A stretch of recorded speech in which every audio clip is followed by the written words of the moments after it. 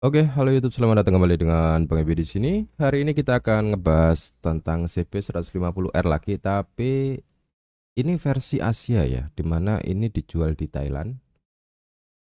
Seperti ini penampakannya. Menurutku ini cakep banget.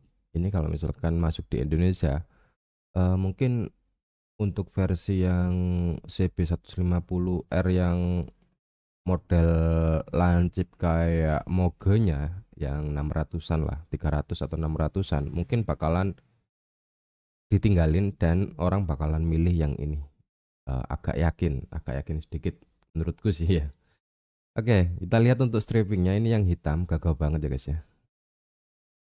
Kenapa dikatakan dia gagah? Karena ada aksen merahnya, kelihatan kayak racing. Kalau misalkan di mobil tuh aksen warna merah kayak gini tuh menandakan bahwasanya ini adalah sport gitu loh. Nah ini di rangkanya dia dicat dengan warna merah. Nah kalau yang kayak gini nih jangan ditanya ini rangkanya kropos nggak bakal. Karena ini yang model kayak gini nih biasanya udah bagus. Tapi kalau yang di Indonesia, mohon maaf ya, yang CB150 yang R yang lama itu memang pernah ada kasus sih, patah di bagian sambungan tengahnya sini. Tapi yang model Diamond Steel bukan yang ini ya. Kalau yang ini rada beda. Oke, ini untuk penampakan putihnya. Satu hal ini yang bikin aku suka banget sama motor ini. Lihatnya itu satu dia naked banget dan kelihatan kayak gagah gitu. Tambah lagi dengan model lampu yang bulat kayak gini di depan, kecil, stang ini apa biasanya fat bar itu enak. Apalagi kalau ini spakbornya ini dilepas gini set. Nah, itu gagah motor ini. Walaupun motor ini masih kelihatan kopong di sini di bagian dalam sini, tapi motor ini termasuk kelihatan kalau dilihat dari jauh itu padat. Walaupun mesinnya hanya bersisikan kalau di sini itu berapa ya? 150. Tapi kalau di Eropa ini 125. Intinya sama tapi inilah kelihatan kan kalau kopong di sini. Nah, ini nih. Ini nggak PR karena apa ketutup sama rangkanya yang dikasih aksen merah. Jadi orang nggak bakal ngelihat kopongnya sih. Menurutku sih begitu ya. Ada dua pilihan fitur kalau yang dijual di Thailand ini, ada yang merah hitam dan juga ada yang putih dengan balutan aksen merah. Kalau soal shock breaker jangan ditanyakan, dia sudah pakai USD di depan dan juga banana arm di belakang. Oke. Nih, wis mufflernya nih. Wih di LCD-nya murah. Karena digital aku nggak begitu suka. Walaupun motorku sendiri digital tapi aku nggak suka. Aku masih suka analog. Lebih mewah menurutku, lebih mewah. Lihat tangkinya, kelihatan keker ya dan padat dibalut dengan cat yang cukup bagus. Kalau ngikutin regulasi Europe, catnya nggak bakalan tipis sih, tebel. Tapi nggak tahu kalau misalkan emang ada, kita nggak tahu eh, keberadaannya nanti ya akan bakal masuk di Indonesia apa enggak. Tapi kalau memang ada, mungkin catnya nggak bisa tebel kayak yang di versi-versi luar kayak gini. Cuman ini nggak begitu suka di bagian pijakan kakinya ya, terlalu kecil, ngebulet kayak gini. Ini kalau misalkan pakai sepatu sih enak. Sepatu yang itu tuh boot. Sepatu boot itu enak ini. Kalau solnya yang bawah itu pakai boot enak karena apa? Pas. Tapi kalau misalkan pakai sendal, apalagi yang datar, ini bakalan apa? Bukan licin sih, selip. Kalau stepnya kayak gini.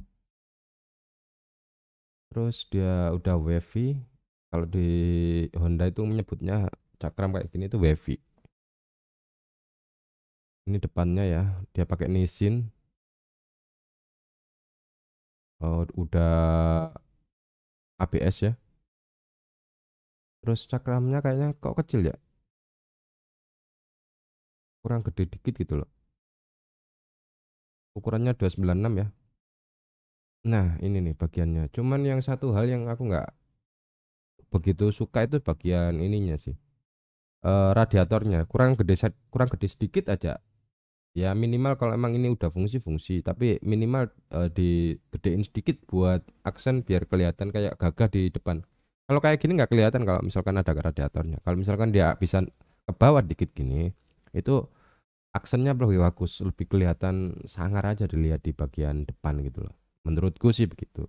Tapi kalau misalkan ini menggunakan kecil hanya untuk mengurangi cost untuk penjualan, ya beda cerita ya. Bisa juga kok beli sendiri kalau misalkan orangnya ini.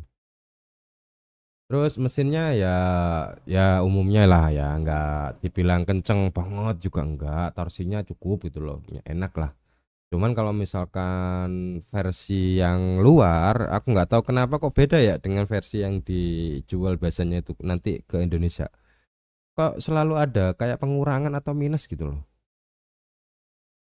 Biasanya sih gitu, tapi nggak tahu bisa nggak yang seperti ini nih pure masuk gitu loh, total. Kalian bisa lihat, walaupun dia kopong di bagian sini, tapi ketutup sama rangkanya yang dibalut dengan aksen warna merah. Dan by the way ini plastik ya. Yang hitam ini plastik. Jadi ini rangka full sampai ke belakang itu aksen catnya merah semua. Kayaknya ini juga diamond steel, cuman nggak tahu. Kayaknya sih kokoh. Ini diamond steel semua. Dan melihat dari ininya sih bagus. Cuman dikasih hitam ini supaya kelihatan bahwasanya ini rangkanya pisah, sambungan gitu. Antara belakang dengan depan nggak sama, tapi sebenarnya ini nyambung, hanya saja di cover sama plastik plastik hitam itu. Cakep, yang hitam cakep, enak dilihat pas balutannya.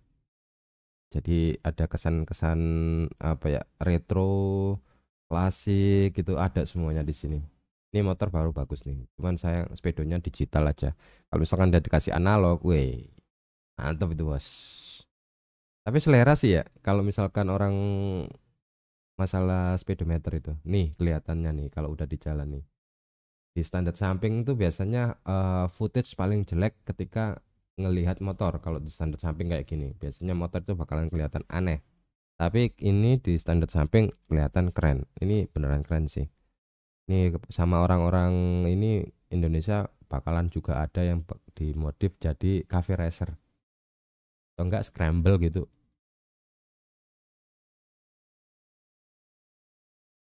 Ini ketika didudukin, waduh, ternyata itu artikel yang saya ketik.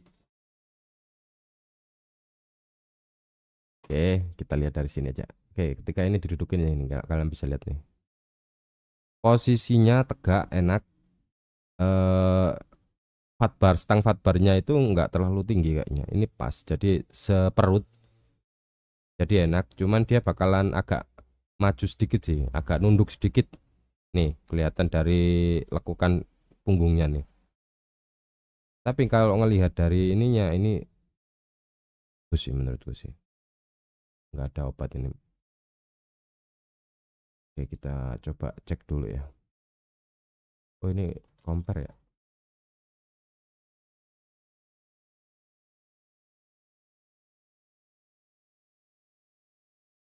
Coba kita lihat dulu kalau yang versi Thailand ya untuk spesifikasinya. Eh,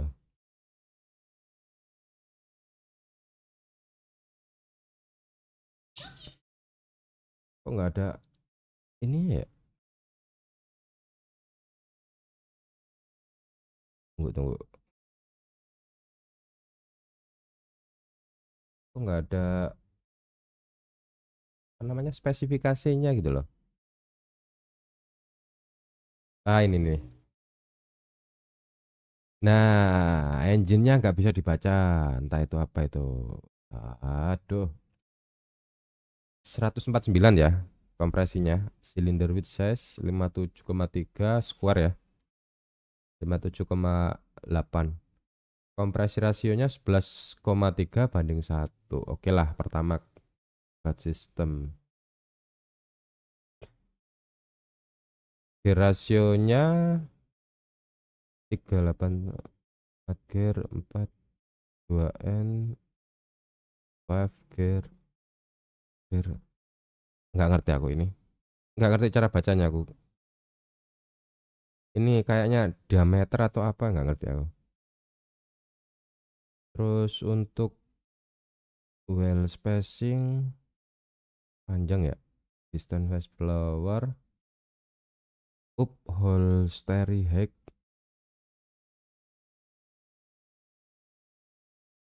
upholstery height. Ketinggian apa ini? Ketinggian ketika dikendarai atau gimana ini maksudnya ini? 795 ya nggak tinggi gitu loh, nggak tinggi-tinggi banget, standar masih bisa. Cuman ini kok agak aneh ya, oil full capacity-nya kok 8,5 ya. Dia pakai radiator, mesinnya 150 kayak gini nih. Sedangkan yang versi UK yang 125 oil full capacity-nya itu 1 liter, yang ini 8,5 loh mili, tapi ya 8,5 mili berarti 0,85 ini.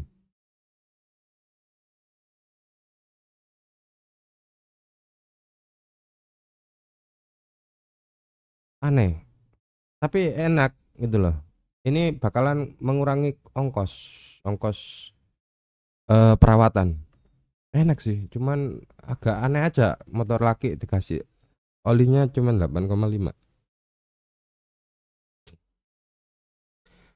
Terus net weight kilogram, ini adalah berat kosong 126 kilo. Oh enteng, jadi ini motor enteng banget bro. Ini bisa buat selap selip ya, termasuk enteng lah, nggak banget banget. Soalnya kita kemarin nemu ada yang lebih enteng lagi, motor laki yang sampai bobotnya 100 berapa kemarin, 115 kalau nggak salah. Ini bobotnya masih oke lah, 126 ini enteng ketimbang gesek juga masih entengan ini. Waduh, bahasa Thailand ini apa yang begitu. Oke, kita lihat langsung aja ke intinya di bagian ban belakang. Ring 17 di belakang dengan balutan 150/60. Tapaknya lebar banget ini. Di bagian depan 110/70. Ring 17 110 150. Udah gini aja. Ini motor memang gambot, bannya kelihatan looks gambot banget, oke. Tapi kalau misalkan buat tarikan, ini motor bakalan berat karena memang dari bannya sendiri ini oversize menurutku. Dengan cc motornya ya, dengan cc motor mesinnya ini menurutku ini oversize. Mungkin buat teman-teman yang apa istilahnya yang ini oke lah, dilihatnya oke, tapi kalau aku nggak suka karena apa? Dengan cc segini, dengan ban yang seperti ini bakalan buat tarikannya itu jadi lemot dan juga berat gitu loh. Biasanya juga kalau bannya terlalu berat terus cc-nya itu kecil, bahan bakar biasanya ikut. Jadi aku lebih suka kalau ini dikecilin size-nya, terutama yang depan nih 110. Itu kenapa aku nggak suka kalau misalkan GS aku dikasih ban itu naik jadi 110 atau 100/70. Dari 90/70 udah cocok gitu loh dengan cc yang segini nih. Itu udah apa ya, untuk konsumsi juga oke, untuk tarikan juga enak, selap selip itu enak gitu loh di kemacetan. Buka tutup gas itu juga sudah enak gitu loh. Apalagi dengan mesin square kayak gini dikasih ban yang gede semacam ini, itu bakalan berat banget sih. Tapi kalau misalkan ngejarnya cuman looks moge atau biar padat, oke sih dengan pemilihan karakter ban semacam ini. Oke, informasi yang bisa diberikan dari video ini cukup sampai sini karena nggak ada yang bisa aku baca lagi di sini ya. Sekian dari Bang Ebi dan selamat beraktivitas kembali.